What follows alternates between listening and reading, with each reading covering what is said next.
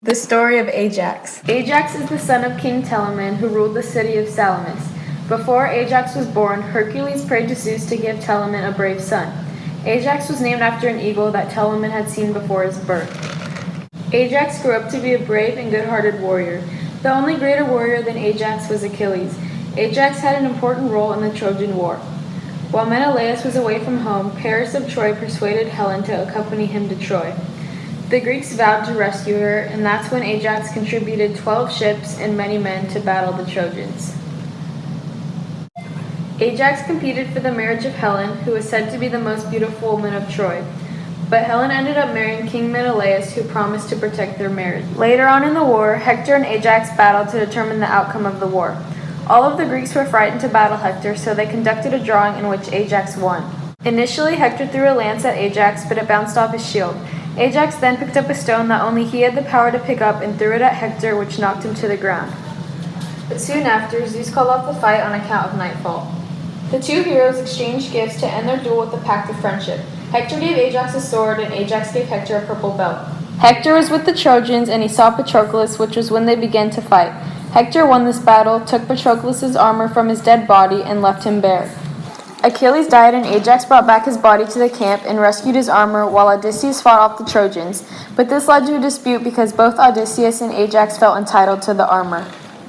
Because nobody could decide who got the armor, voting occurred within the camp. Odysseus was the winner of the voting and got armor as a prize. Later on, the Trojans started to attack Greek ships. Ajax led the defense, but couldn't keep fighting alone, so warriors led by Patroclus came to help. This angered Ajax so much that he planned assault on his own Greek troops. Athena, who was the goddess of wisdom, drove Ajax insane, which made him attack a flock of sheep instead. He was so humiliated that he ended up killing himself with the sword that Hector gave him. The story of Atlanta. King Ajax and Queen Clymene had a baby named Atlanta, but her parents were not happy their baby was a girl.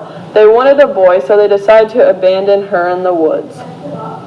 A bear found Atlanta and adopted her as its own, and she grew up loving hunting in the outdoors and began to become the best hunter. She did not want a man or had any desire for one, since she had received a prophecy that her marriage would end in a disaster. Centaurs came along, which are half horse and half man, named Robicus and Hylas. They tried to assault her, but she defended herself with her great archery skills. Wanted to join a group of Greek heroes named the Argonauts, but they would not let her in since she was a girl. During the boar hunt, when she was the first to draw blood, there was a fight because they were questioning whether she should be awarded or not, so it led to the death of Meleager and his uncles. Later, she went to the funeral games in honor of Peleus and entered many wrestling competitions. She gained victory and fame after defeating Peleus. Her father saw this and let her return home and forgave her for not being a boy. He wanted to be a real father to her and find her a husband. He made a compromise with her father. She would compete in a foot race against anyone suitable for her, but they had to beat her. If they did not beat her, they would be beheaded.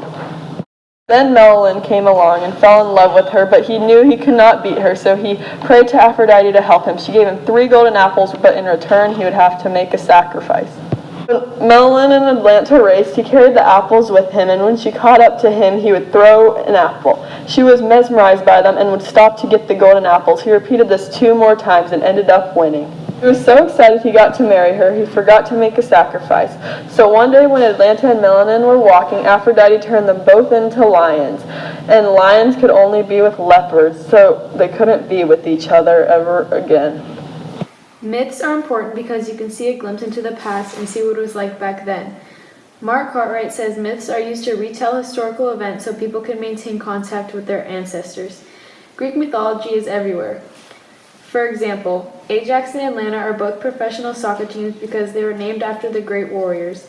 These soccer teams portray strength and power just like the Greek gods.